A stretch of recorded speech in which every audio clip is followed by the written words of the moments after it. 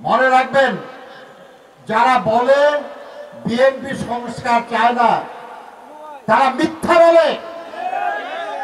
BNP সবার চেয়ে বেশি সংস্কার চায়। বেগম খালেদা জিয়ার ভিশন 2030 একটা সংস্কার প্রস্তাব, তারেক রহমানের 31 দফা কর্মসূচিও একটা সংস্কার প্রস্তাব।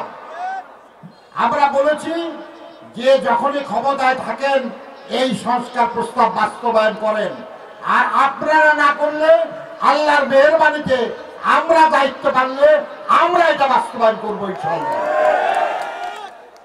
কাজে আমাদের এই প্রস্তাব শুধু দাবিনামা না, এটা আমাদের প্রতিশ্রুতি। গণতন্ত্র পুনঃপ্রতিষ্ঠা করতে হবে, জনগণের সংকট সমস্যার সমাধান করতে হবে, কৃষকের ফসলের ন্যায্য মূল্য দিতে হবে, শ্রমিকের ন্যায্য মজুরি দিতে হবে, ব্যবসায়ীদের সৎভাবে নিরুপদ্রবে ব্যবসা করার সুযোগ করে দিতে হবে।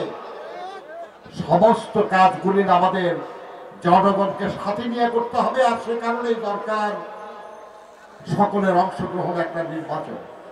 এই একটা সুষ্ঠু নির্বাচন করার জন্য যা যা সংস্কার জরুরি ওটা সবার আগে করে নির্বাচনটা করতে হবে।